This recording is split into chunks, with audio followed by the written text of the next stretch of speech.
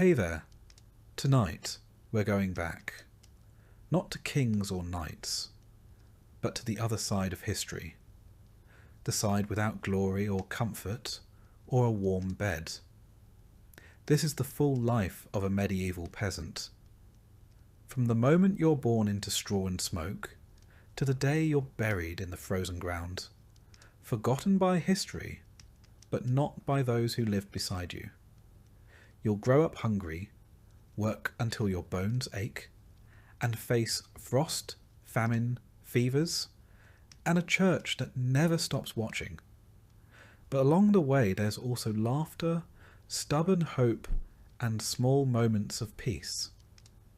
If this kind of quiet history helps you rest, feel free to like the video and subscribe, but only if it actually brings you comfort. And let me know in the comments where you're listening from and what time it is right now. It's oddly soothing to see who's out there falling asleep to the same story. So, dim the lights. Turn on a fan for that soft background hum. Settle in. And let's begin at the very start of a peasant's life. They tell me I came into this world on a cold morning in late November, though calendars didn't mean much in the village, unless it was planting season or a saint's feast.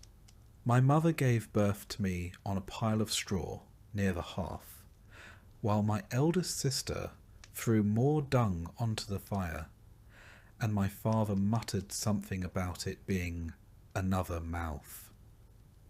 It was my third sister that cut the cord with a knife we usually used for cheese, and then they wrapped me in rags that had once belonged to a cousin who died young, like most cousins did.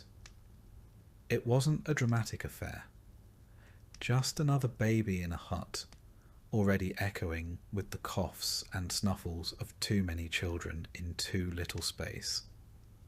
You don't get a name right away. That was superstition, mostly. A good portion of us never made it past the first few weeks, so it was bad luck to grow attached too soon. Half the village had buried a baby at some point, and the churchyard was dotted with tiny, unmarked graves, soft earth for short lives. So they waited a while, watched me closely, and only after I had survived my first bout of fever was I baptized by Father Oswin in a cold font that smelled faintly of mildew and sheep's wool. I don't remember it, obviously, but I do remember him years later. Crooked nose, holy breath, and a stare that could curdle milk. They called me Thomas, after an uncle who'd been kicked by a mule and died half an hour later. Names came from saints or corpses, sometimes both. My first bed was a wooden cradle stuffed with hay and lined with old cloths. It sat by the fire, if we had one going, or near the hearth's ashes if we didn't. Our house, if you can call it that, was made of timber and wattle and daub, with a thatched roof that leaked every time it rained harder than a drizzle, which, in England, was most days. The floor was earth. Real earth. It got swept occasionally, mostly with a bundled switch of twigs, and only when we'd stepped in something that shouldn't have been in the house to begin with. Chickens wandered in and out like they owned the place, and there was a pig who liked to sleep near my cradle for warmth. She smelled better than most of my siblings. We had no chimney, just a hole in the roof, and a hope that the smoke would go up instead of sideways. It didn't.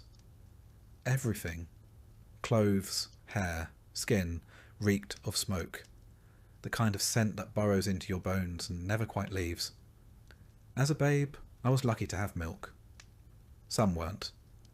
Wet nurses were a luxury, and most mothers fed their own if they had enough to give. My mother did her best, despite the 5 other squalling mouths and the winter ration of pottage that barely warmed a spoon.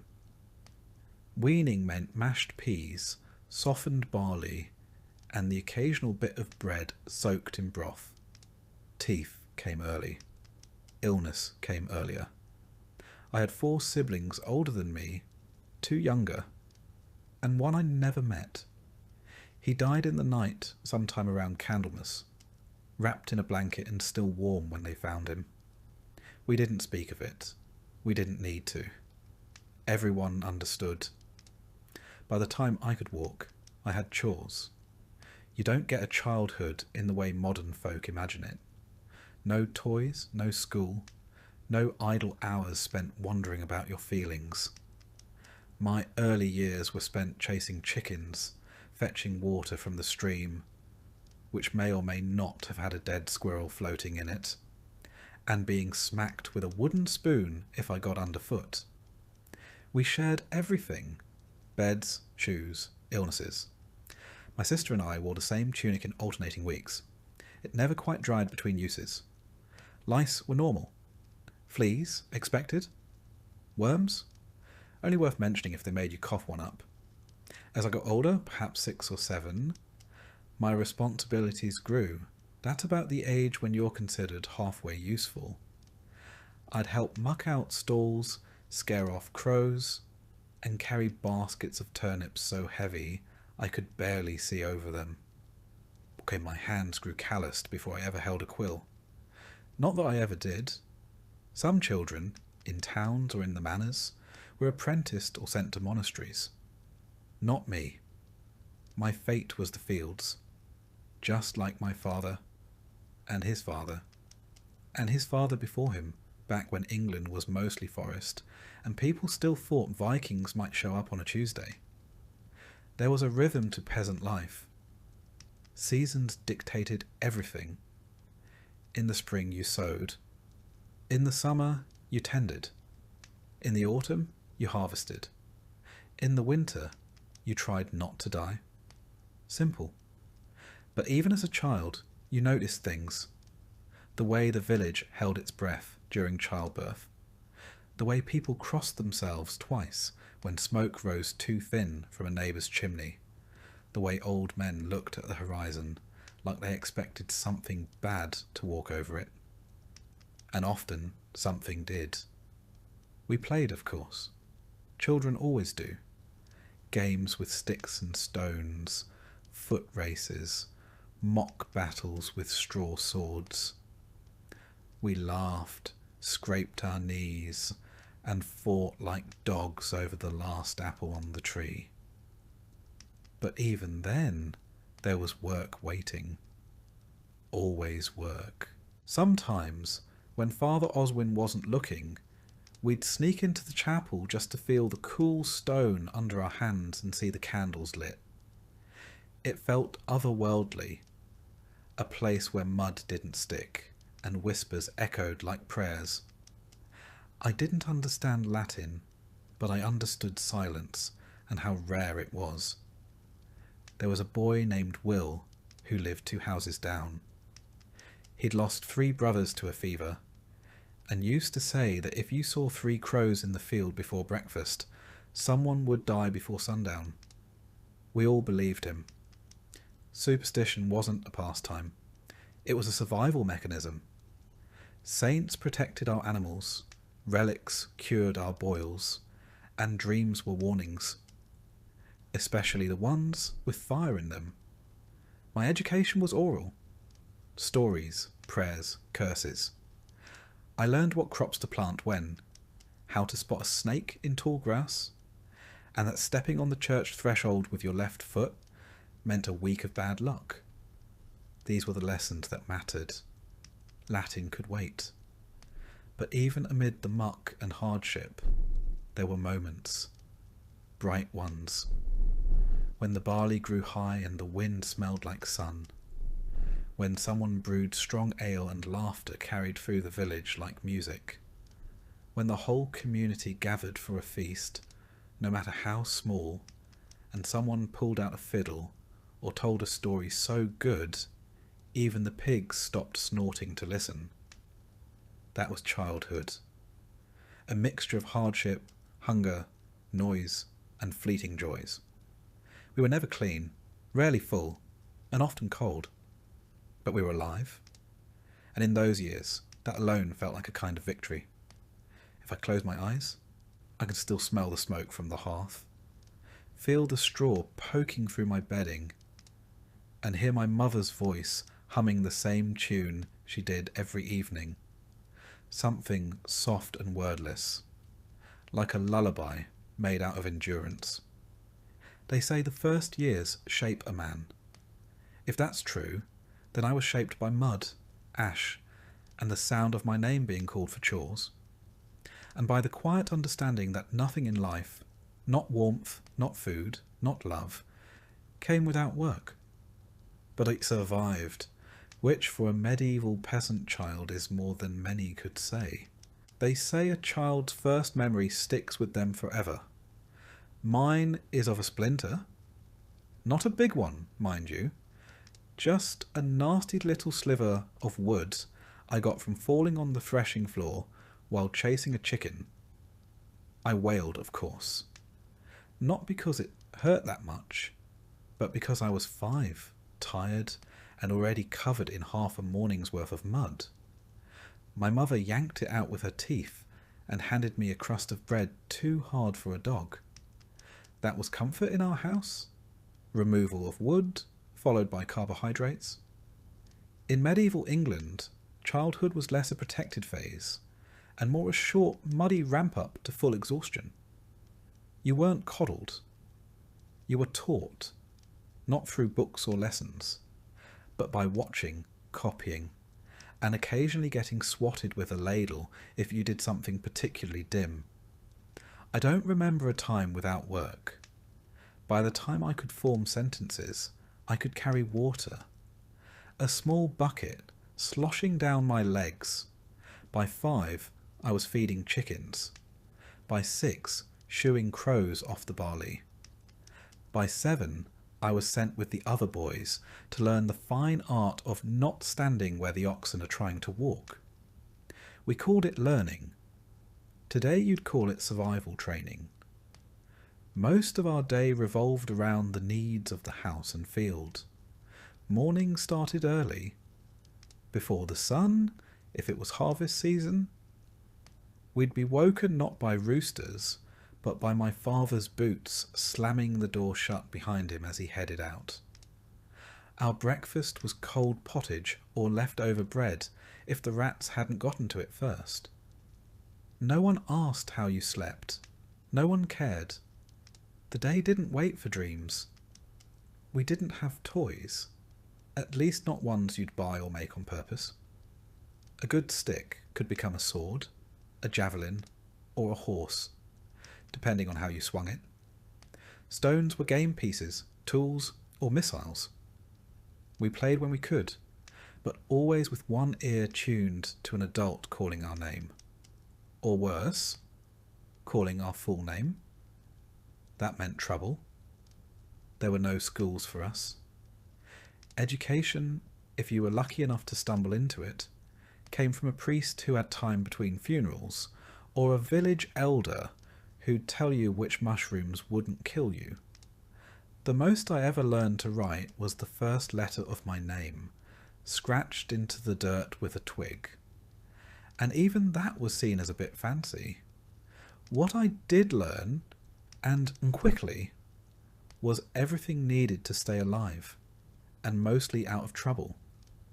How to walk behind a plough without tripping, how to lift with your knees, how to spot a weasel in the chicken pen, how to keep quiet when Father Oswin started talking about sin and hellfire, and how to pretend you weren't the one who stole the last apple off the cart. Religion found you early. You didn't understand it, not really, but you understood fear. You feared hell. You feared the devil. You feared Agnes, the woman 2 houses down, who looked at you funny and might have cursed your sister's goat. God you feared too. But he was a bit harder to picture. The priest painted him with fire and guilt and long silences. We nodded along, eyes wide, fingers crossed. Around age 7, things shifted. That's when you stopped being seen as a small creature and started being seen as a small adult. Your chores got more serious. You were expected to help in the field. Really help, not just fetch things. If you were a girl, you helped with the washing, the spinning, the endless cooking. If you were a boy, you joined your father or brothers with the animals and tools. If you were unlucky, you did both.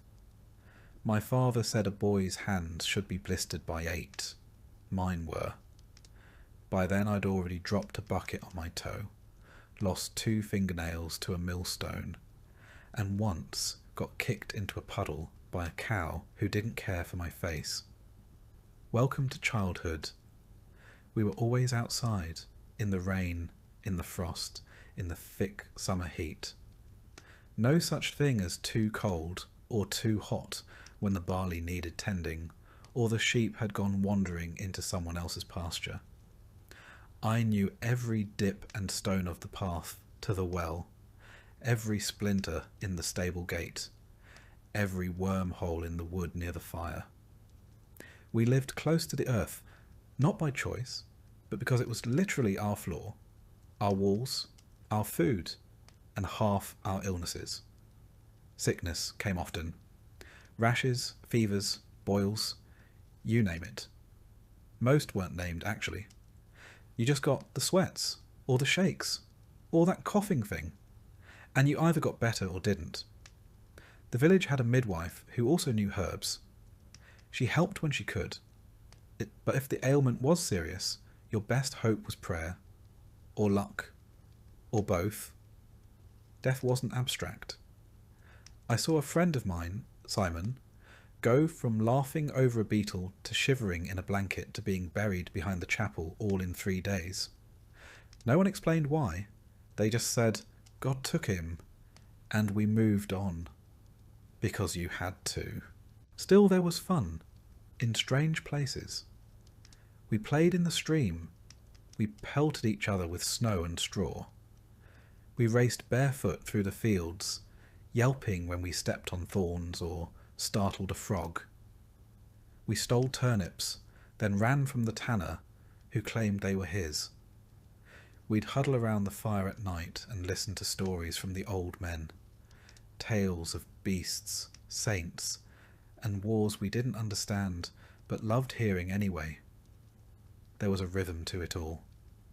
You rose, worked, ate, scratched, slept, and dreamed. Sometimes of nothing more than a better pair of shoes, or a day when your tunic didn't itch. And you knew, even then, what your future would be. You'd grow taller, not taller than the Lord's Son, of course, but enough to lift heavier things. You'd marry, probably a girl from the same village with the same dirt under her nails. You'd have children who'd do as you did, and you'd die within a mile of where you were born. Not that anyone said this outright, but it was in the way people looked at you, in the way they measured your height by the doorframe, and nodded, as if to say, a few more years and he'll be useful. Childhood was less about wonder and more about waiting to be old enough to matter. On feast days, though, oh, those were special. Saints' days or weddings brought out food, music, even a bit of dancing. I once had a honeyed oatcake I still think about, and one year they roasted a whole pig. It was like a miracle, meat that wasn't dried or boiled or questionable. We ran wild that night, bellies full, hearts light. And for a brief while, it felt like the village belonged to us, the children, as if just for one night the future was something to look forward to. But dawn always came, and with it the chores, the weight of wood on your back, the sour smell of the sheep pen, the clanging of the pail against the well wall, back to the cycle, back to the growing. By the time I was 10, I could drive a cart, gut a fish, spin a rope, and fix a broken fence. I knew when the rains would come by the scent of the wind, and I could guess the mood of my father by the way he shut the door.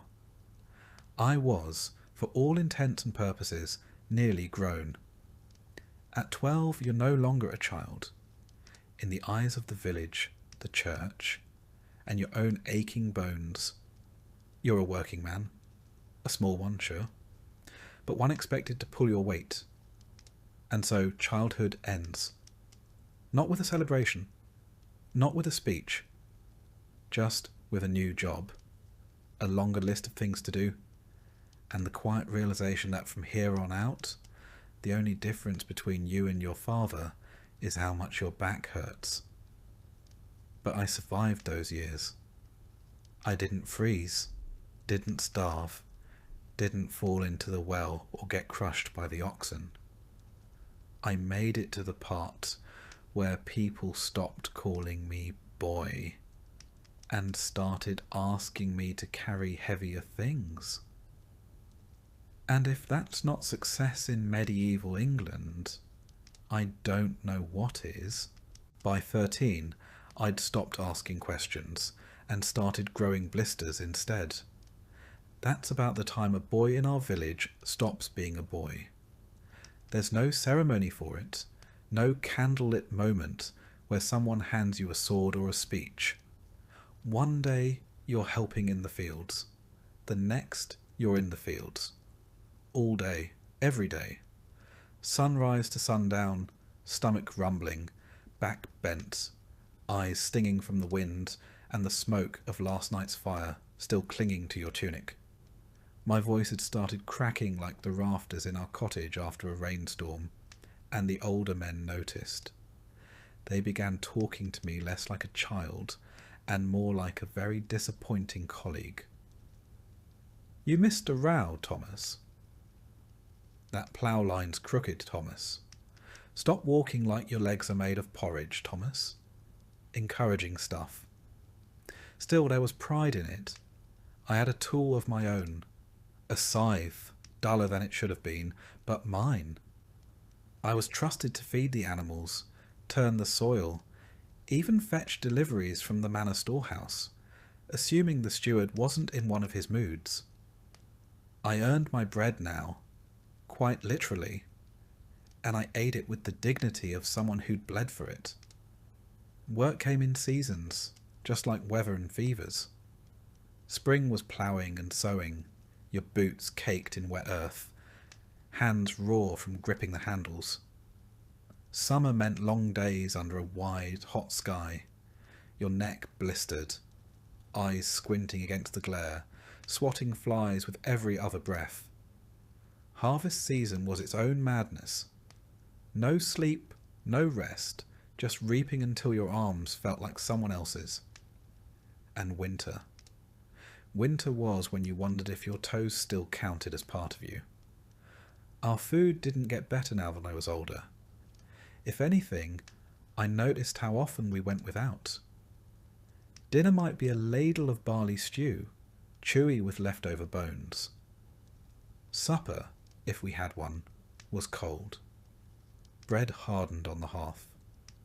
Once I cracked a tooth trying to bite through it. We laughed. Then we cried a little because we realized it was the last loaf. Water, fetched by my younger brother now, still came from the stream or the communal well, depending on which was less cursed that week. It always tasted a bit like moss and worry. We drank it anyway, when there was no beer. The older I got, the more I noticed the things grown men didn't speak of, but understood. How they'd glance at the sky and frown. How they'd listen to the hens clucking, like it meant something. And it did. A change in weather, a spirit nearby, or just bad luck blowing in from the next village over. Bad luck came often. Sometimes it came in the form of a fever. Sometimes in the form of a cartwheel snapping at the worst possible moment. Once, it was a collapsed roof in the night. 2 of our neighbours gone by, mourning. I helped pull the bodies from the rubble. They didn't look peaceful. They looked surprised. Like, even in a world where death was common, they hadn't expected that. Around this time, I started noticing girls. Noticed how they carried water with one hand and tucked their hair with the other. How they laughed, even when their shoes were soaked and their fingers were chapped from scrubbing linens. How their eyes darted when the steward passed by. There was a girl named Elswith, lived near the mill, always smelled faintly of flour. She once gave me an extra slice of apple when she thought I looked pale. I don't know if she fancied me or just pitied me. Either way, I remembered that apple for weeks. But courtship wasn't candlelight and poetry. It was side glances while shoveling manure. Maybe a shared song during harvest. If you were lucky, you'd sit beside her at a feast. And if things went well, you'd ask her father, or the village reeve, for permission to wed. Love was optional, land was essential. I wasn't ready for marriage yet. I didn't even own a second tunic. But I was expected to contribute, not just to my family, but to the manor. Every able-bodied peasant owed labour to the lord. It wasn't up for debate. That meant working the domain, the lord's personal land, a few days a week, unpaid. You showed up, did your time, and tried not to collapse until after you'd finished stacking his hay. I remember one summer hauling stones for a new wall around the manor's herb garden. My back ached for a week. I don't even like herbs. I'd also learned by now how to keep quiet around authority. You didn't question the reeve. You didn't question the steward. And you certainly didn't question the lord, even if you thought his velvet hat made him look like a goose in disguise. Religion played a larger role now. I was old enough to understand the sermons, or pretend to. We knelt during Mass, mumbled along with the Latin we didn't understand, crossed ourselves, and hoped it would be enough. I confessed to sins I wasn't sure counted, coveting bread, speaking ill of the hayfork, once kicking a chicken because it startled me. Father Oswin said I should pray harder. I tried, but sometimes I fell asleep mid-prayer, exhausted from work and the cold and the low-burning knowledge that nothing was guaranteed. Not food, not health, not tomorrow. The manorial court became familiar too. Once every few weeks, villagers would gather, and the lord or his appointed judge would settle disputes. Boundary lines, livestock squabbles, accusations of theft. Once, a man was fined for taking firewood from the wrong grove. Another was whipped for hunting rabbits that technically belonged to the lord. I watched. I learned. I kept my head down. Sometimes I dreamed of leaving the village, of running off to a town, finding work as a tanner, or miller, or even a guard. But those were stories you told yourself when the rain kept you awake, or when you were ankle deep in manure, and wondering if this was all life had to offer.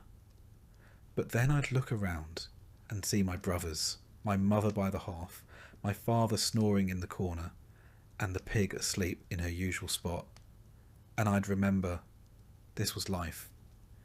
And it wasn't all bad. We had music sometimes. A fiddle, a pipe, a voice raised in song during a rare evening when the work was done early and the ale hadn't run dry. We had stories passed down by candlelight. We had the steady rhythm of the seasons, the first shoots of spring, the golden sheaves of autumn, the deep hush of winter snow. And slowly I found I wasn't the smallest boy anymore. There were others now, younger than me, looking up, watching how I tied the rope or sharpened the blade, asking questions I once asked. I wasn't yet a man, but I was no longer a child. My shoulders had filled out. My hands had stopped bleeding from the scythe, and my back only ached when it rained. One morning my father handed me a set of tools without a word, just nodded. That was it. My confirmation, my promotion, my induction into the long line of peasants who'd done the same work, in the same fields, under the same sun, for generations. And I took them. Because that's what you did. You carried on. Thomas had seen enough of courtship before he ever experienced it himself. Not the kind with flowers and whispered promises. Those were for stories told by travelling minstrels. Not for boys who spent their mornings knee-deep in pig muck and their evenings scraping dried oats off the cooking pot. Courtship in our village, and by our I mean the 30 or so souls who shared the same patch of frostbitten soil, was a matter of timing, bodies, and barley. You didn't fall in love. You grew into usefulness. By the time I reached 15, I was tall enough to reach the thatch and thin enough to be useful without needing much food. That made me marriageable. Not because I had anything to offer romantically. I didn't even have my own pair of boots yet. But because I could haul water, swing a scythe, and had enough teeth to chew through a turnip without making too much noise. That was about as dreamy as a man could get. My parents started talking about Ellen the same year I stopped sleeping in the corner of the main room and started sleeping in the loft. She was a year younger, known for her spinning, and had wide shoulders from churning butter since she could stand. We'd said maybe 6 words to each other in our lives, 5 of which were, "Move, I need the ladle." But our families both needed what the other could provide: hands, grain, and a quiet partnership that wouldn't cause trouble. Betrothal wasn't a grand affair. It was more like agreeing on a trade. My father spoke to hers, while I stood nearby pretending to adjust my cloak. They discussed grain yields, shared labour, and the fact that neither of us had any better prospects. Then a handshake, a nod, and it was decided. Thomas and Ellen would marry come spring. Spring came late that year. Mud stayed longer than usual, and 2 oxen died in the next village over. But when the church bells rang on St. Walpurga's feast day, we stood before the priest in our second best tunics, shivering more from nerves than cold. The whole ceremony took 5 minutes. Latin we couldn't understand, vows we'd practiced the night before, and a kiss that was more a bump of noses than anything passionate. But we were married. The wedding feast was barley bread, hard cheese, and thin stew served in cracked bowls. Someone passed around a jug of ale strong enough to make old men weep. A few folks danced until their shoes came off. It wasn't lavish, but it was more food than usual, and nobody went home sober or hungry, which in our part of England counted as a miracle. We moved into the rear corner of my family's cottage, separated by a curtain made from an old flour sack. Privacy was a suggestion. Our first bed was straw and sackcloth over a frame of uneven planks. I say bed, more like a place where our bones rested between workdays. Still, it was ours. That meant something. Marriage wasn't a change so much as an expansion. You kept working, only now you had someone to share the blisters with. Ellen and I quickly fell into rhythm. I rose first to fetch water. She tended the morning porridge. I patched the fence. She wove the wool. Her tasks never ended. Neither did mine, but we got good at avoiding each other's tired spells, at picking up slack without asking. Romantic? Number but stable. Predictable. That was more useful than poetry. Ellen had strong opinions, though she rarely voiced them. But she was smart, sharper than me in most ways. She kept track of stores, remembered debts, and knew when to nod during church, even if she'd fallen asleep standing up. She could spot a wormy apple from across the field, and once shamed a travelling peddler into giving us proper change just by staring at him. I respected her long before I realised I liked her. Children were expected. That's what marriage was for, after all. Adding labour to the household. It took a while. Our first winter was rough, cold enough to freeze the wash bucket mid-scrub. Food ran thin. Then in the spring, Ellen fell ill. She recovered slowly, her hands trembling for weeks. We didn't speak about babies that season, but by the next year, she was with child. Pregnancy didn't come with cushions and cravings. It came with nausea, work, and prayers. She worked up until the week of the birth. No doctor, just old Mab, the village midwife, who smelled of time and sweat and had delivered nearly every soul within shouting distance. Labour lasted from sunset to near dawn. I sat outside the whole time, carving pointless lines into the frozen earth with a stick. When I heard the cry, 2 cries, I didn't believe it. Twins, a boy and a girl. The boy we named Will. The girl, Alice. Will died 6 days later. No illness, no sign. Just didn't wake up. We buried him near the boundary oak, with a cross made from the last dry branch of the season. Loss was constant, but that didn't make it easier. Life moved on. It had to. The seasons didn't stop because we grieved. Ellen barely wept. She just folded Will's swaddling cloth and tucked it under the bed. Alice lived, grew, walked early, spoke late. Her laugh sounded like spring water over stone, clear, brief, surprising. We lived for that sound. As husband and wife, we had a simple understanding. We did not speak of dreams. Not aloud. Dreams were for the Lord's children, the ones who learned Latin and ate meat twice a week. Our world had no room for wants, only for tasks. The field needed tending. The wall needed mending. The pig needed salting. And we did it all year after year without fuss.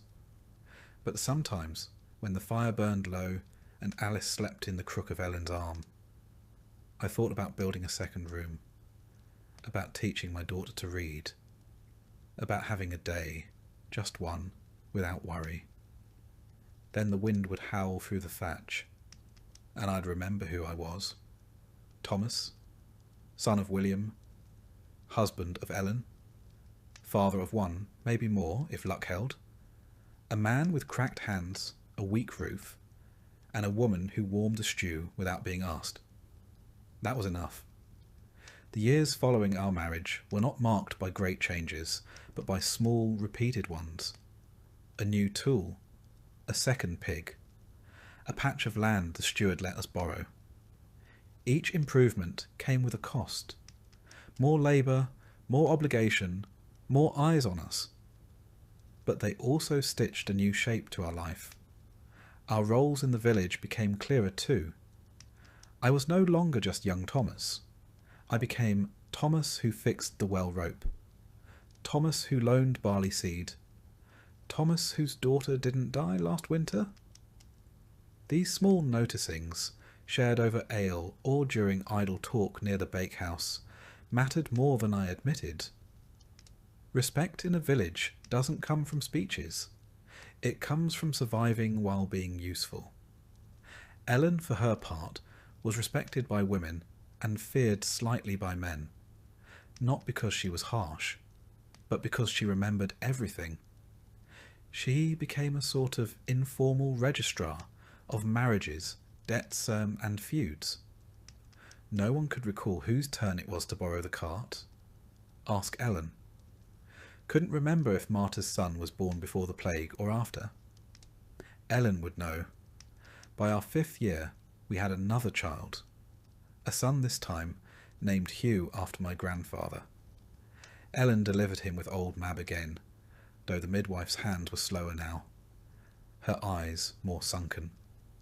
I paid her with eggs and a new bundle of rushes for her floor. Hugh was hearty, loud, and always hungry.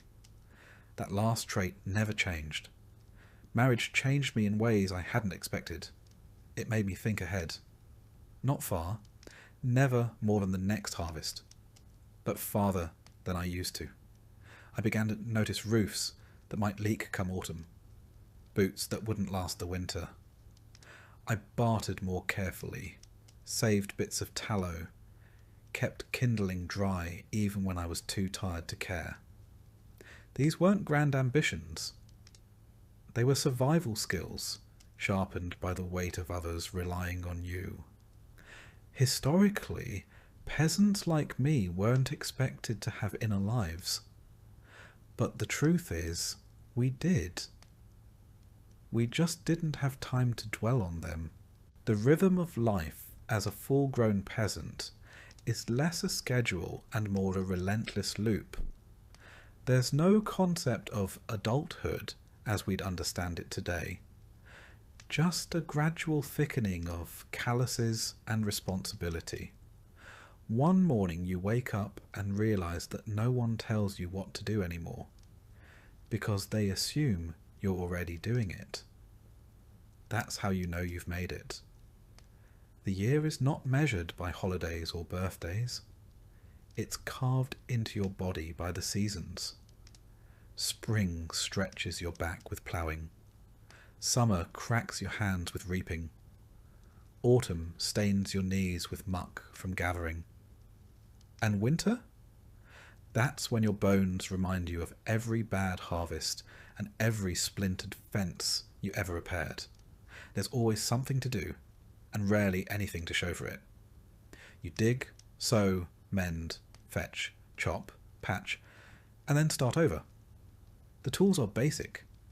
A wooden plough, a rusting sickle, a hoe that's more patched than iron, and when they break, which they do frequently, you either fix them with what little you have, or borrow from someone who will expect repayment in kind, or worse, in favours. My work, like most men's in our village, is dictated by the land and the Lord. I hold a few strips of earth in the open fields, not mine, technically, but mine to tend. In exchange, I owe the steward labour days, a few dozen in theory, closer to 100 in practice. These are spent repairing roads, harvesting the Lord's grain before my own, and helping construct things I'll never use. Last year it was a granary. Year before, a new gatehouse. This year, rumour says we're building a dovecote. For birds we're not allowed to eat. On top of that, there's the tithe. 1/10 of everything I grow, raise or make goes to the church. In theory, it's for God. In practice, it means that if I produce 10 bundles of barley, only 9 come home, if no one else recalculates the share first. The priest says this keeps us humble. I say it keeps him well fed. The rest of my day is spent trying not to fall behind. If a fence breaks, I fix it. If a pig falls ill, I call in the neighbour who once treated his cousin's pig with an onion and a prayer. If the thatch leaks, Ellen and I climb the roof and patch it with whatever we've got. Straw, moss. On one occasion, the hide of a goat that had outlived its usefulness.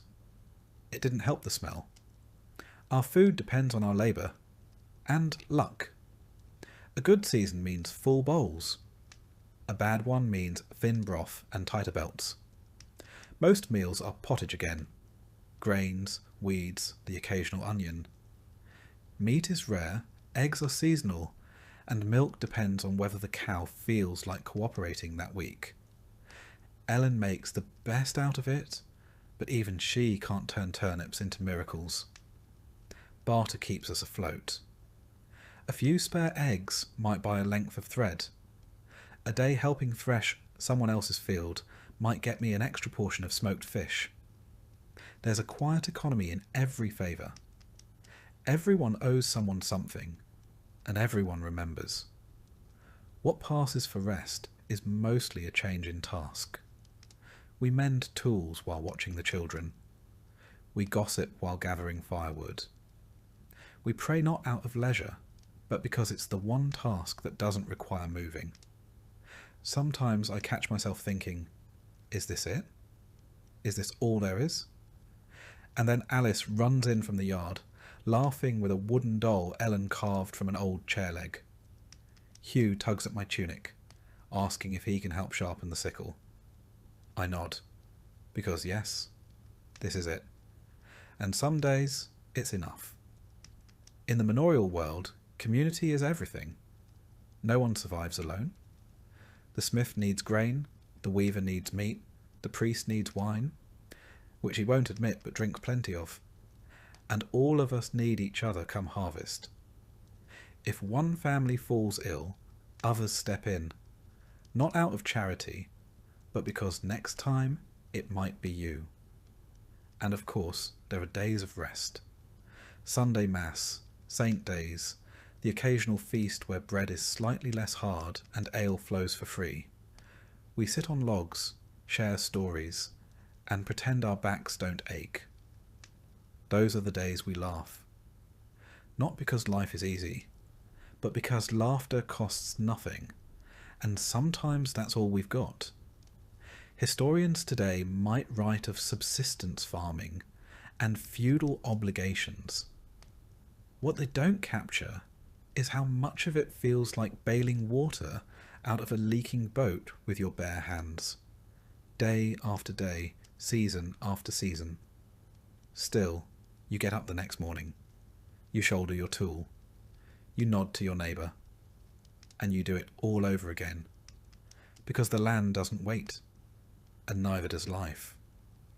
The hardest part isn't the labour, it's the sameness.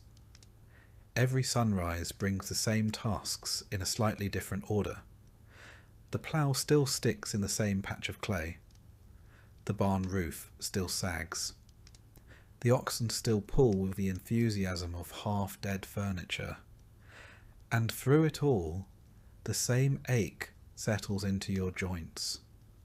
Not sharp, not screaming, just present.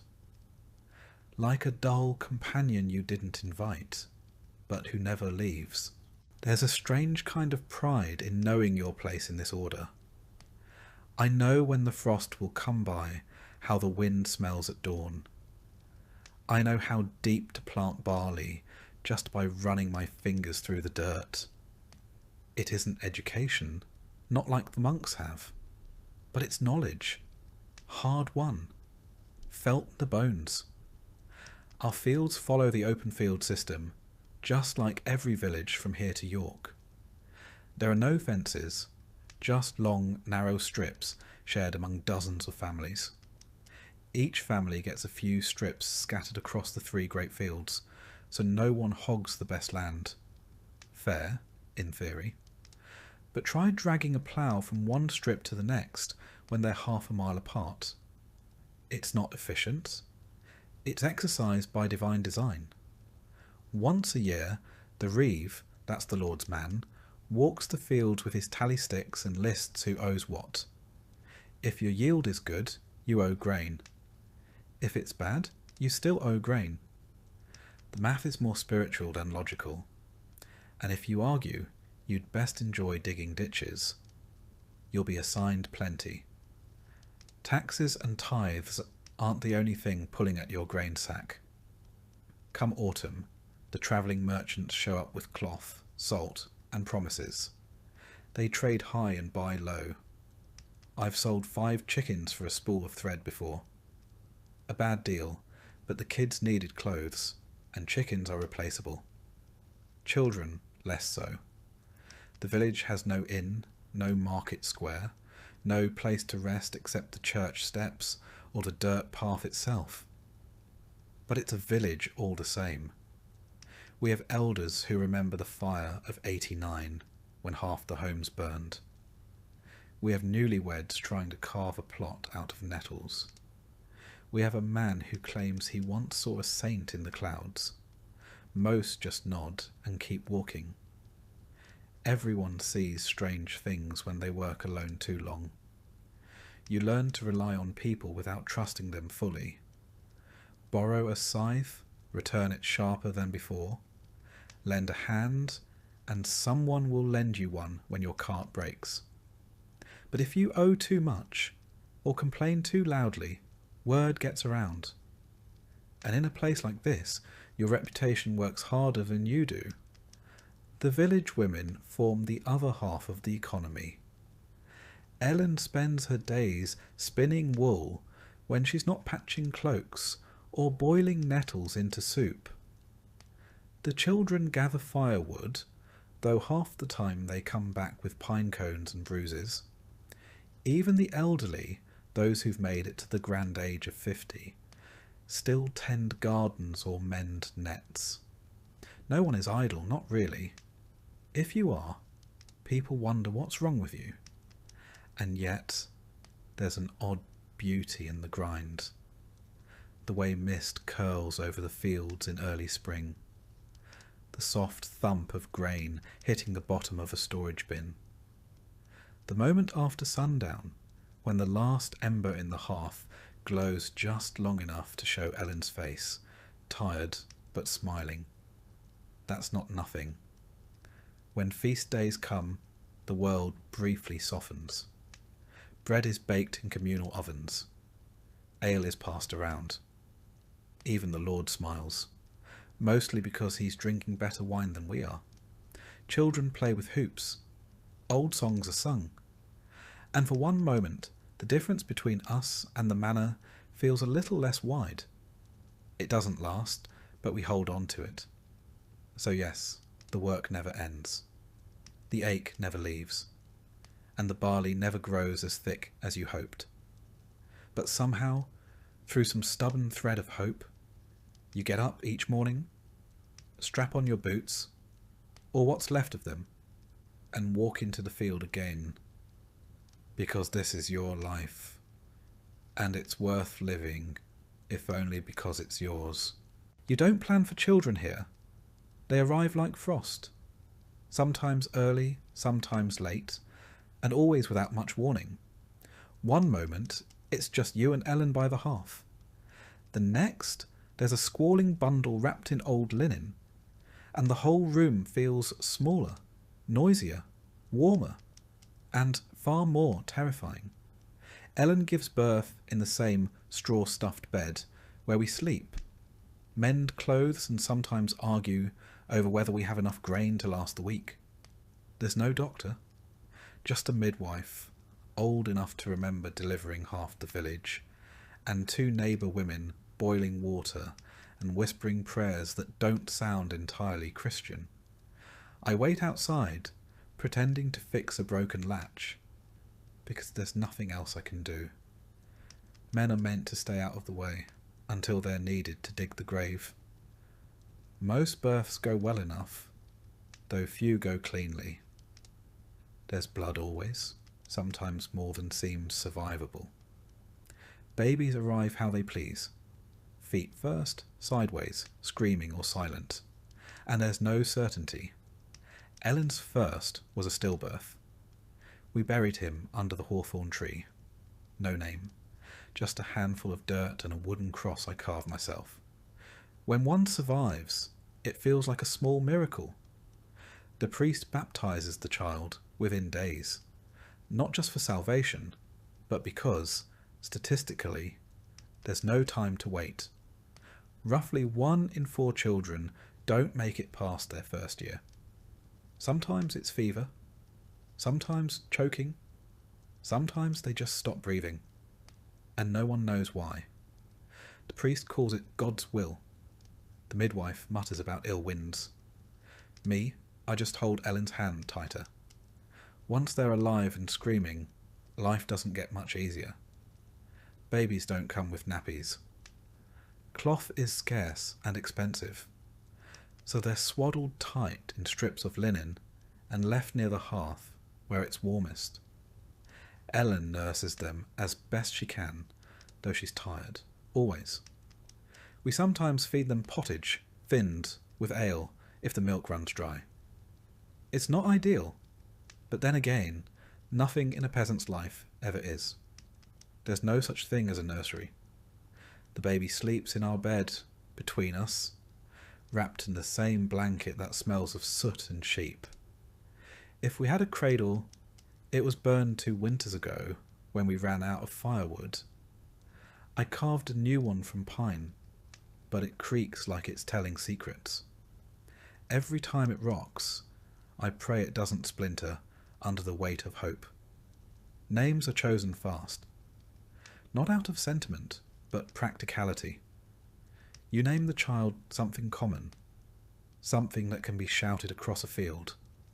William, Alice, Hugh, Joan.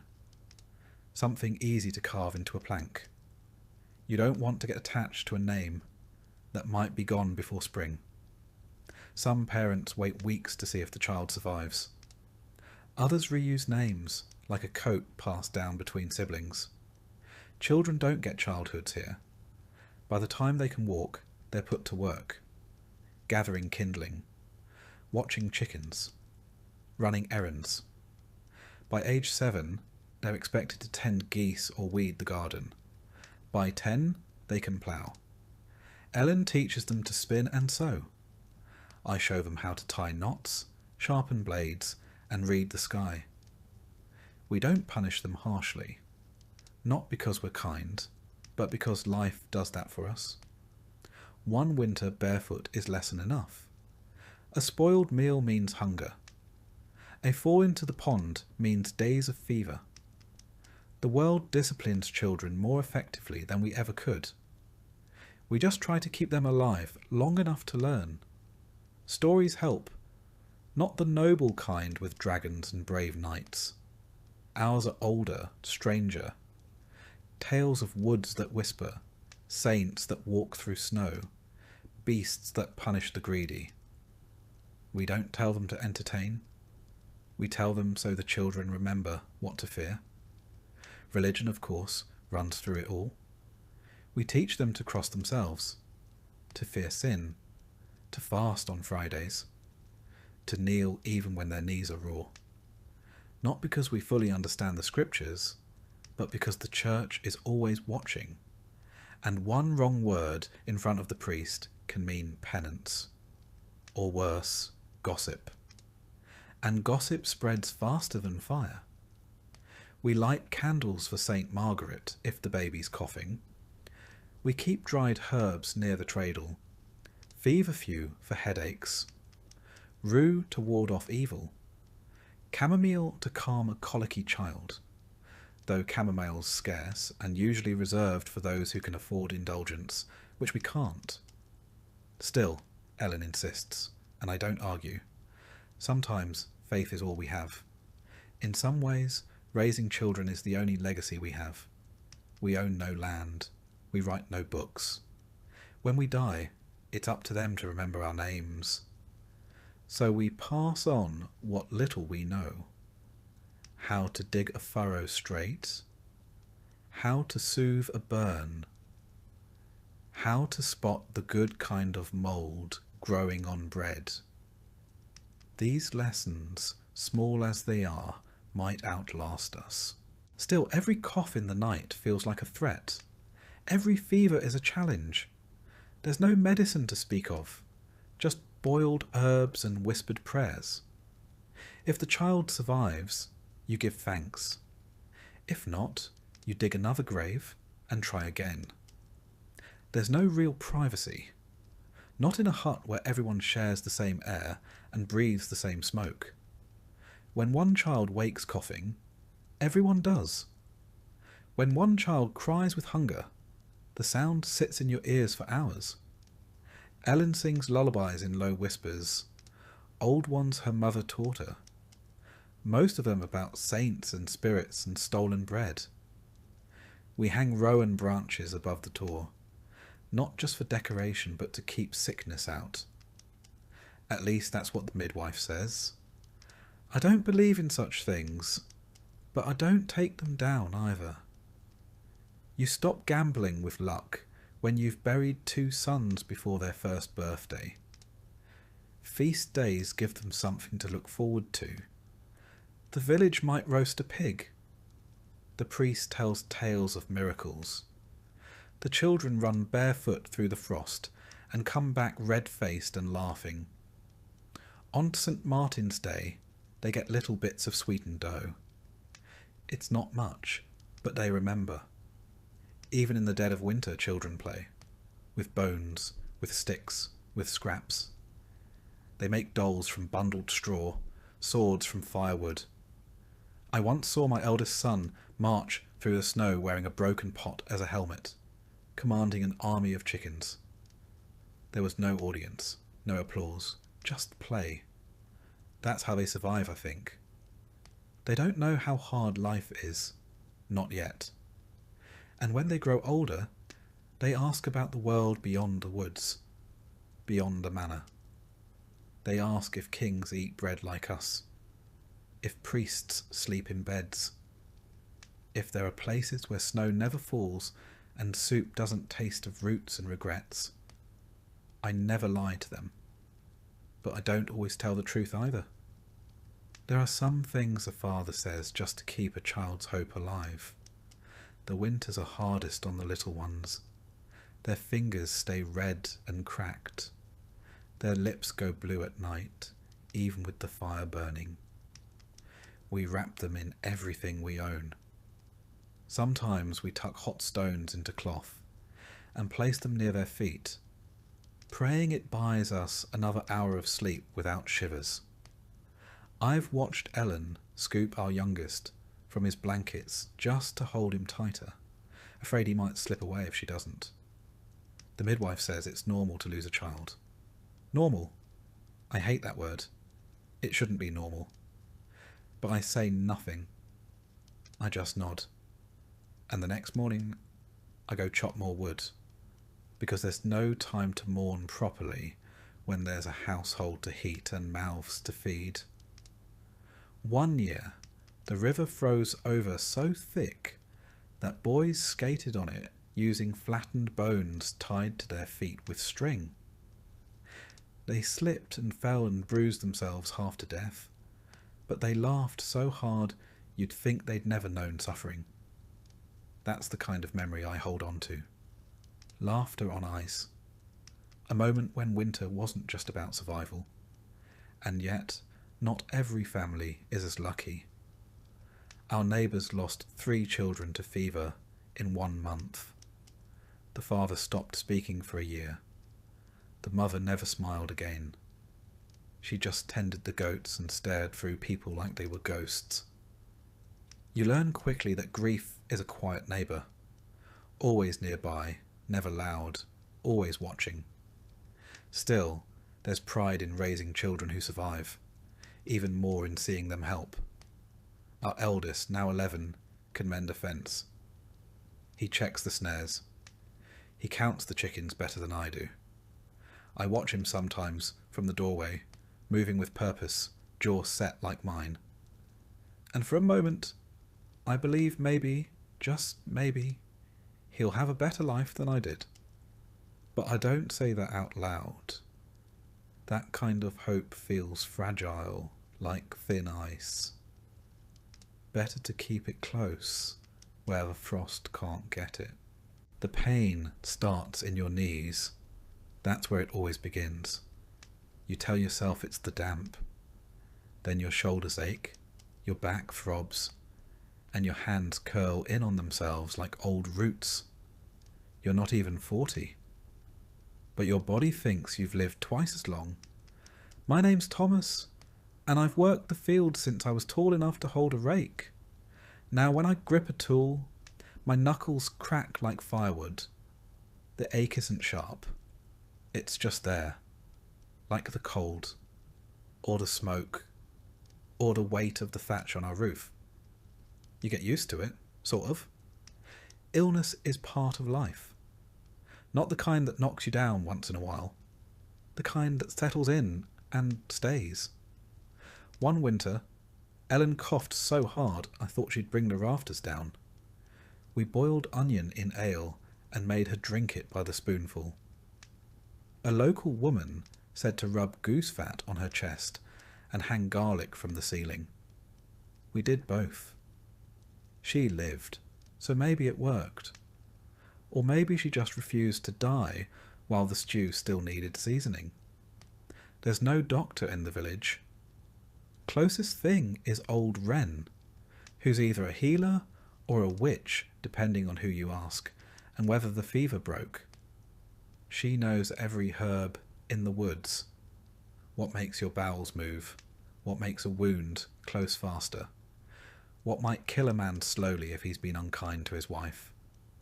She says fever few for headaches, yarrow for bleeding, nettle for strength. I trust her more than the priest when it comes to sickness. Most remedies involve boiling something that smells worse than the illness itself. Then you drink it, sweat through your shirt, and pray. If that fails, they bleed you. A shallow cut on the arm sometimes leaches.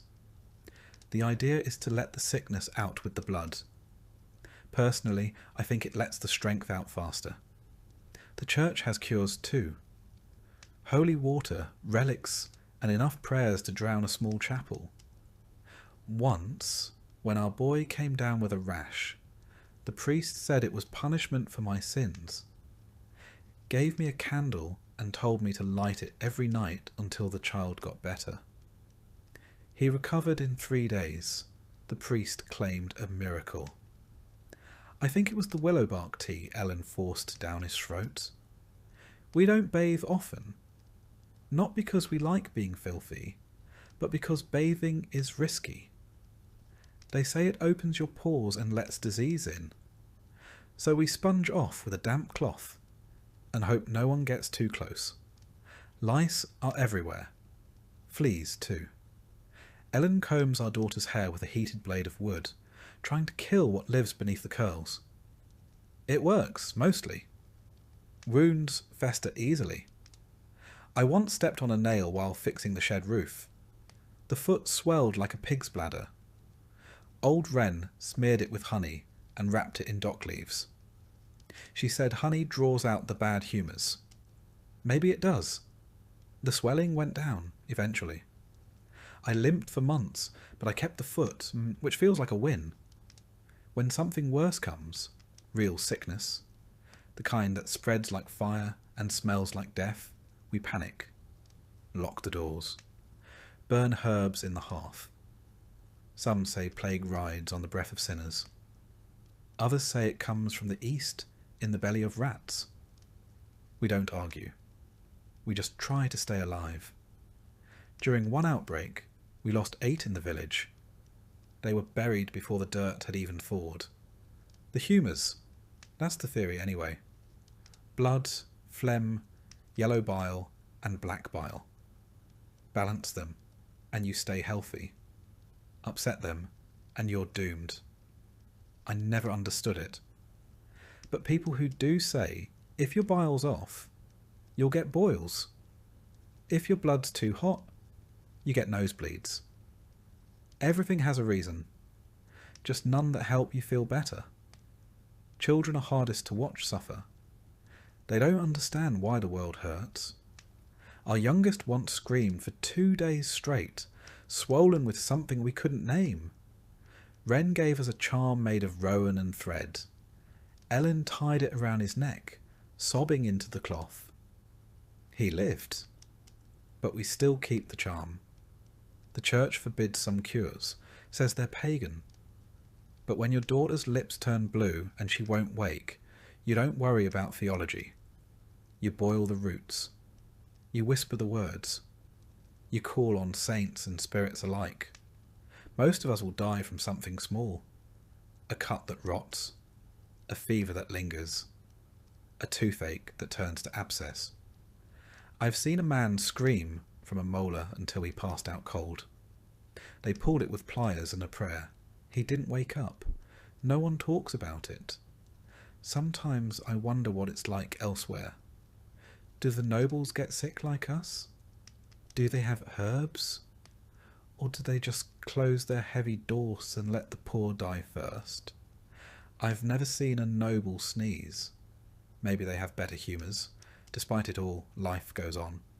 We get up, we cough, we limp. We press cloth to the bleeding and keep moving. Because the sheep need herding. The grain needs grinding. The world doesn't stop for your sickness, not until you do.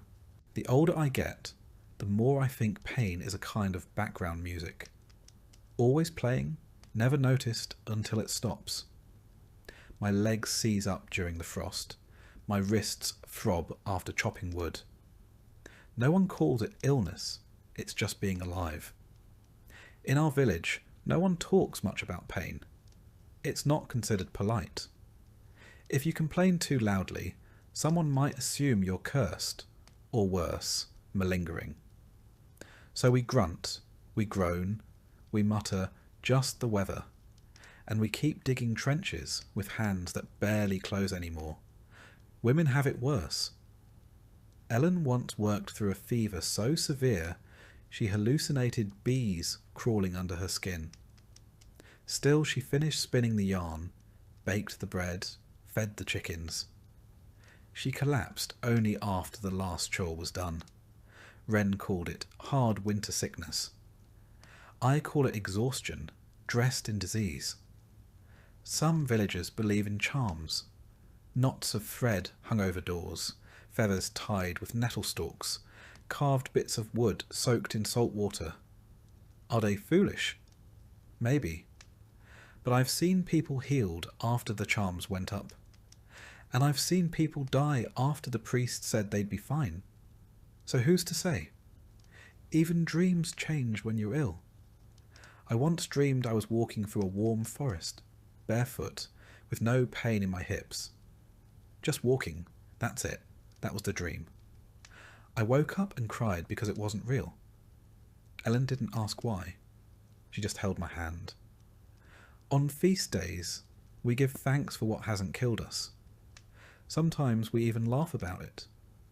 Old Harold, who lost a finger to rot and now makes rude gestures with his stump. Or young May, who swears by drinking warm vinegar to cure headaches. Doesn't work. But the face she makes is worth the show. Death never arrives with a trumpet. It's a slow cough, a shadow behind the eyes, a finger that won't stop swelling. You learn the signs, you feel it before it knocks, and still you hope you're wrong, because even after everything, after the pain, the weakness, the fear, no one wants to leave this hard, beautiful, miserable life. Illness doesn't just affect the body, it changes the rhythm of the house. Fires are stoked higher. Meals go half-cooked. Chores fall to children. Ellen once ran the house alone for 3 weeks, while I battled a lung infection that rattled like pebbles in a jar. When I could finally sit up again, the house looked the same, but Ellen didn't. Her eyes were older, her back more bent. When death does come, it's quiet. No fanfare, no sudden screams. Just a stillness in the chest, a cooling of the hands. We wash the body, say a prayer, and bury them before the flies arrive. There's no embalming, no long mourning period. Just a short walk to the edge of the woods, a shovel, and enough tears to soak the first handful of earth. Afterward, the priest comes by with blessings. He says suffering is a test. I nod, but I'm not sure what we're meant to prove. Maybe that we can keep going, that we can wake up the next day, relight the fire, boil the herbs, and pretend the house isn't missing something precious and irreplaceable. Maybe that's all there is to it. Some mornings, before my back's even straightened out, and my hands have remembered how to grip, I hear the bell, low and mournful, carried on the wind like an old secret. That's the church bell. It tells us when to rise, when to rest, when to repent, and when to bury another neighbour. My name is still Thomas. I've been a son, a brother, a husband, a father, and, after enough winters, a mourner more times than I care to count. I've built fences, tilled fields, raised children, and tried, above all else, to be good. Not clever, not important, just good enough not to bring shame, sickness, or supernatural punishment upon this little stretch of muddy ground I call life. In our village, religion isn't something you think about. It's something that thinks about you. Constantly. The church is the largest building for miles, and the only one with enough stones to look permanent. Everything else rots, leaks, or burns. But the church stands like God's own ledger, watching and waiting. Every Sunday we file into that stone echo chamber to listen to Father Elric, who delivers sermons like they're firewood, heavy, splintered, and absolutely necessary. He talks of sin like it's the air we breathe, and heaven like a place we might earn if we just keep coughing through the cold without complaining too much. Mass isn't optional. The Lord demands it, the priest enforces it, and Agnes, who gossips with the fury of 10 monks, will absolutely report you if your seat is empty. I missed one Sunday during the fever and spent the next week repenting publicly and coughing into the communal chalice. The church calendar runs our lives. There are holy days, saints' days, fasting days, and days when you're only allowed to think about your sins. There are feast days too, but you better hope your Lord is generous, because the church won't be footing the bill for the meat pie. We tithe. 1/10 of everything we grow, raise, or earn. That means 1/10 of our grain, eggs, wool, chickens, even if we're already on the edge of starvation. It's called God's share. Funny how God's share always ends up in the priest's granary. Religion governs more than food and time. It governs how you marry, how you bathe, how you sleep, and how you die. Ellen and I were married in that church with a blessing and a warning. "Obey your husband," the priest said. She nodded, then squeezed my hand so hard I thought my knuckles might pop.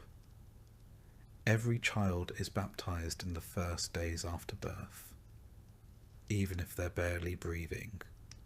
Especially if they're barely breathing. We need to get them in the door of heaven before fever or fate slams it shut. We've lost 2 like that. Wrapped them in linen, buried them behind the chapel wall. Father Elric said they were safe now. I didn't ask for proof. Our children know their prayers before they know their numbers. Latin rolls off their tongues like nursery rhymes. We don't understand half of what we're saying, but the words matter. Repetition is protection. Say the right thing, bow at the right time, and maybe the Lord will let the crops grow this year. The church teaches us that hell is always waiting, a place of fire, darkness, and eternal wailing.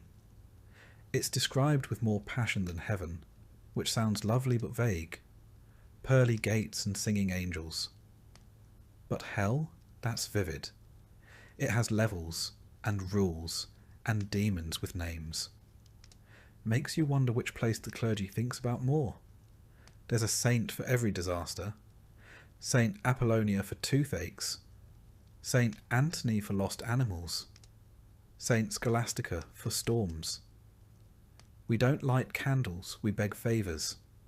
Some wear tokens. Others whisper prayers into tree trunks or bury relics in their gardens. Officially, that's not condoned. But we're peasants. We'll take protection from wherever we can get it. Superstition fills the gaps where the church won't go. A dream of falling means a death's coming. A barn owl in the rafters means a curse. If the fire hisses without wind, someone's lying in the room. We hang horseshoes over the door, place iron near the cradle, and never, ever speak the name of someone recently buried after dark. Old Wren keeps bones wrapped in cloth under her bed, says they're from saints. Agnes says they're from rats. But when the crops failed last year, even Agnes went to Wren for a blessing. Sometimes, when the priest leaves the village, Wren visits the sick. She mumbles over them, burns herbs, and says words in a language no one claims to know. Half the time, they get better. The priest doesn't ask how. Confession is its own ritual. You kneel on cold stone, list your sins, envy, pride, sloth, that time you swore at a cow, and the priest tells you how many prayers it'll take to earn back God's good graces. It's not math, but it feels like it. Small sin, 5 Hail Marys. Big sin, longer kneeling and maybe a scolding. The trick is to never confess anything that might require public penance. Sometimes they flog people in the square. A boy who stole bread. A woman who cursed during childbirth. The church calls it correction. The rest of us call it spectacle. We watch because not watching looks suspicious. And because the world's so grim, it's hard to look away from a drama that isn't your own. Punishments are harsh, but vague. The church's justice isn't about fairness. It's about example. It's about fear. They want obedience, not understanding. We don't ask why. We just bow our heads and avoid questions that don't have safe answers. Even holidays are theirs. Christmas, Easter, Pentecost, days meant for rest, but never for joy without guilt. We attend Mass, fast, and maybe, if the Lord allows, eat something better than gruel. I remember once we had venison. The priest said it was a gift. I saw the squire dragging the deer through the woods 2 days earlier. Maybe the saints delivered it, or maybe they were just busy looking elsewhere. There's comfort in the ritual, even when you're not sure you believe every word. Lighting a candle for a lost child, kneeling beside your wife as she prays for a better harvest, holding a trembling hand in the confessional and whispering something that's weighed on you since the frost took your neighbour. I've buried friends who died with rosaries in their hands. I've seen men scream for mercy with their last breath. The church says heaven waits for the faithful. But when the earth is hard and the stomach is empty, faith can feel like a coin flipped into the dark. Maybe it lands somewhere good, maybe it doesn't. Still, I pray every night for my children, for Ellen, for the animals, even for Agnes, just in case. And I try to be good, because in a world where you don't have much, no title, no money, no say, your goodness is the only thing you get to choose. Sometimes that's enough. Sometimes it has to be. Every family has a story of a miracle, or at least something close enough. My grandmother swore the Virgin appeared in the frost on our window one winter. My uncle claimed a saint spared his leg from gangrene after he dreamed of fire. Are they true? Who knows? But when the snow is falling, and the roof groans under the weight, and the fire's gone low, you tell those stories again, not because they're certain, but because they're kind. And in this life, that's a rare thing. So tomorrow, I'll rise again with the bell, bow my head at Mass, and thank the saints I've made it this far. Not because it's easy, but because it's what we do. We endure, we believe, and we carry on. One prayer, one superstition, one cold morning at a time. It's strange, feeling old in a body that's barely seen 4 decades, but that's how it goes. I'm 40, give or take. No one's really counting. And I creak like the barn door in November. My name is still Thomas, and I've worked these fields since I could stand upright. I've got more scars than memories, and most mornings I feel like a tree that was struck by lightning but didn't quite fall over. They call us old when our backs curve and our teeth start dropping.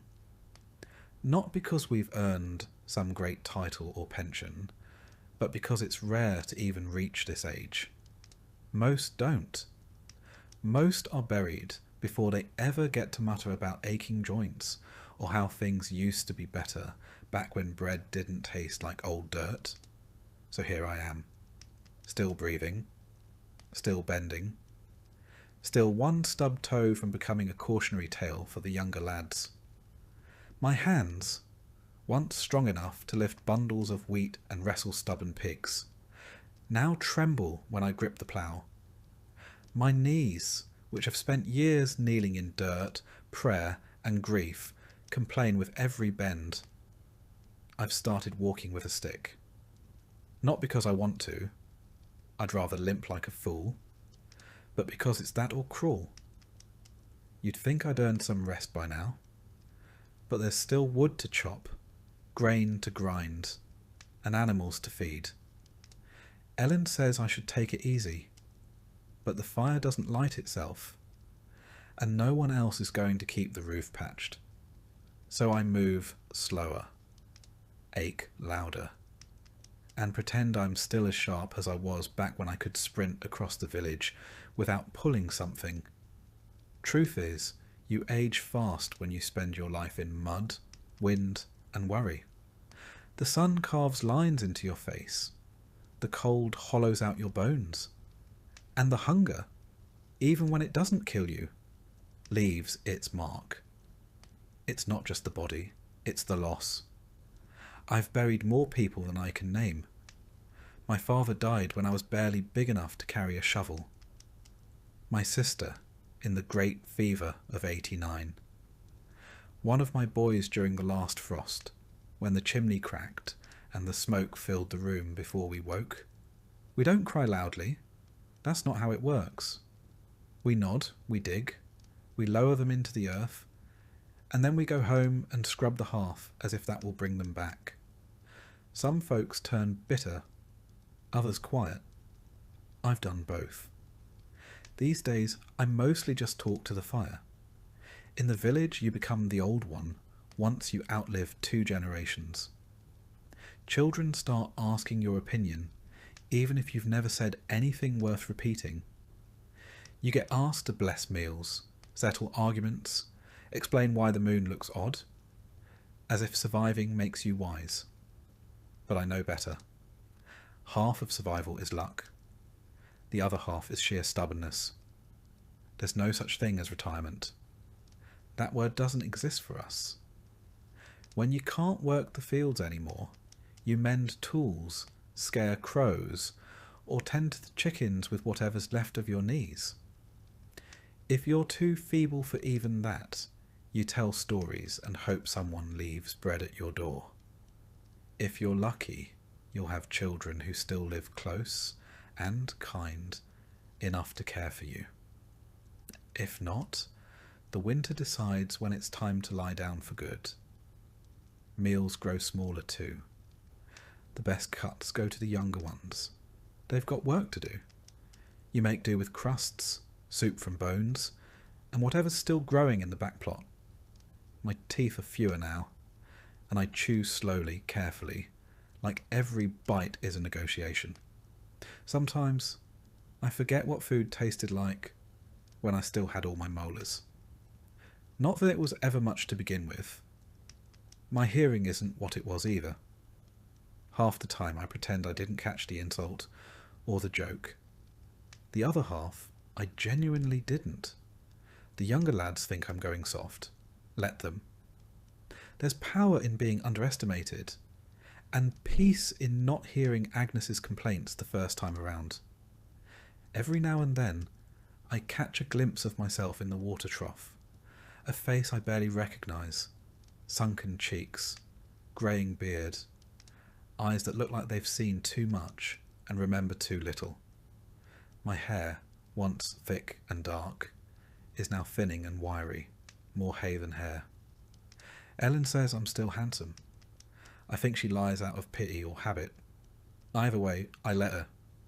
The church says we gain wisdom as we age. That time polishes the soul. Maybe that's true. Or maybe we just learn how to complain more politely. Still, I do find myself thinking more. Not about regrets, but about patterns. How the rains come earlier now. How children stop asking questions once they see you don't have answers. How death doesn't surprise you anymore.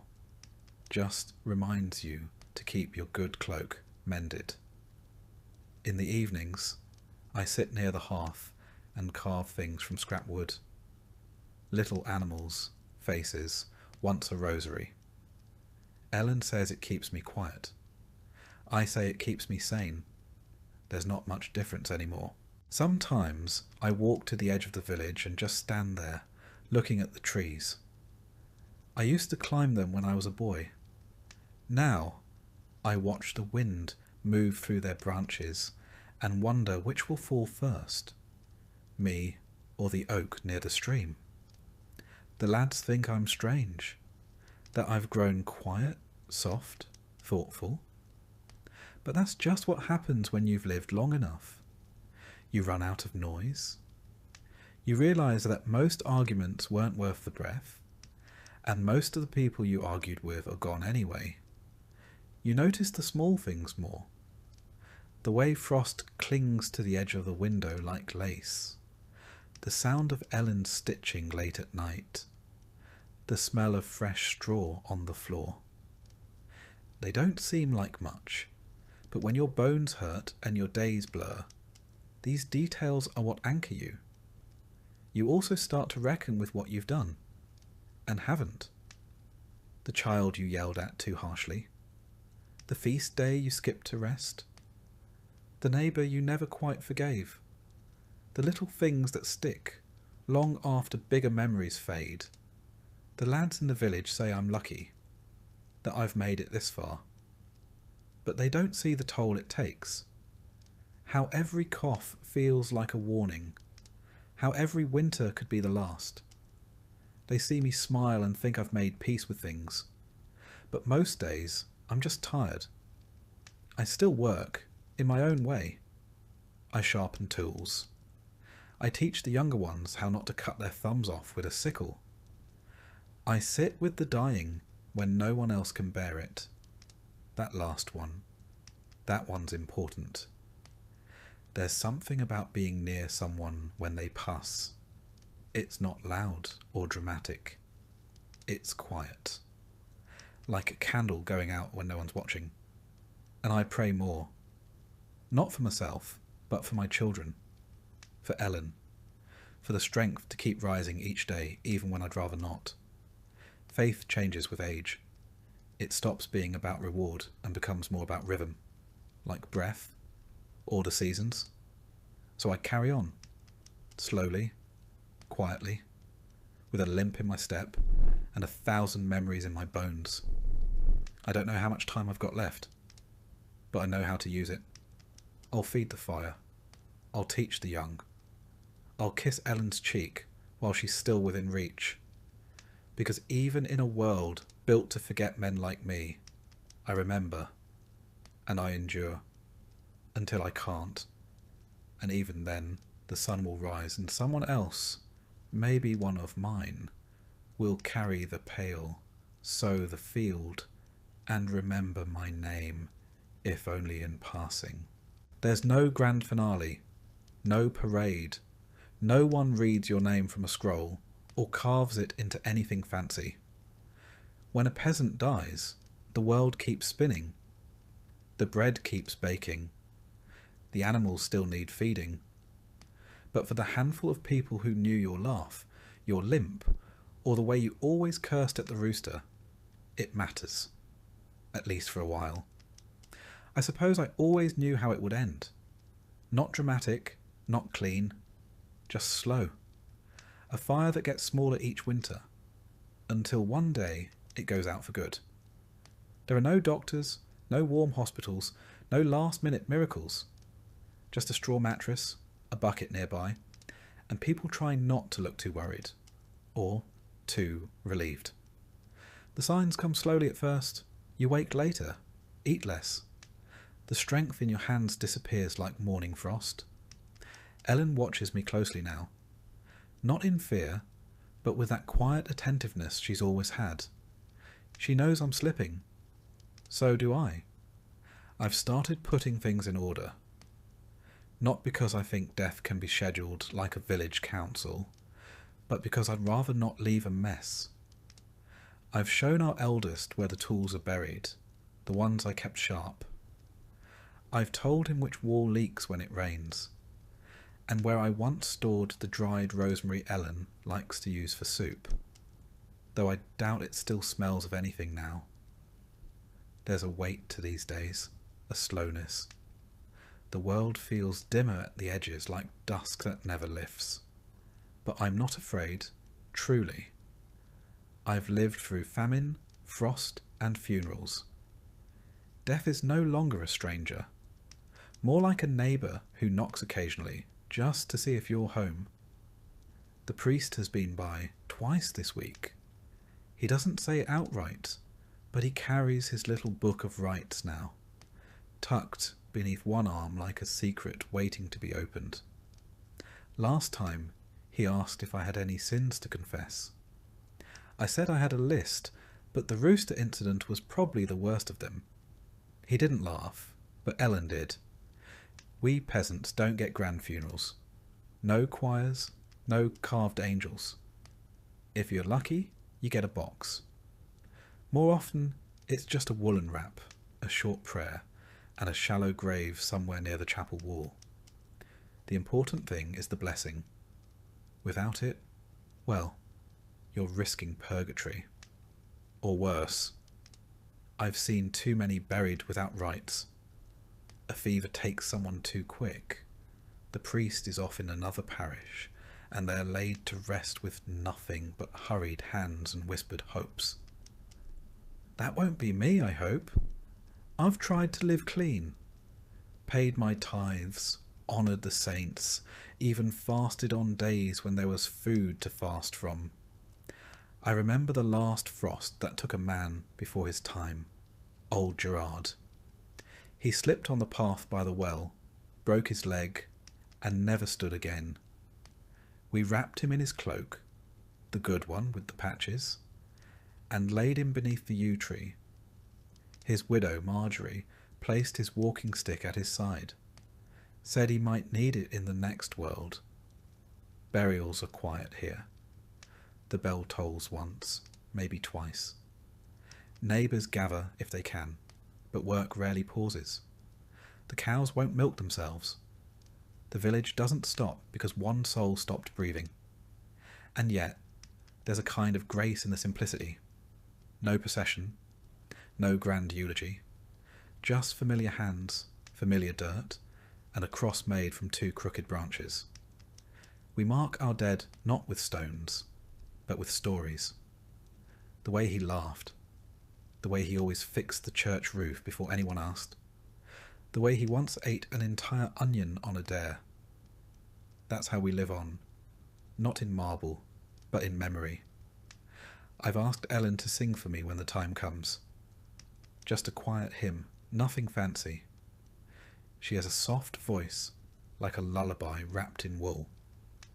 I'd rather go out listening to that than the priest's wheezing Latin. The children have started treating me differently too. My youngest granddaughter, Alice, asked if I was going to turn into a ghost.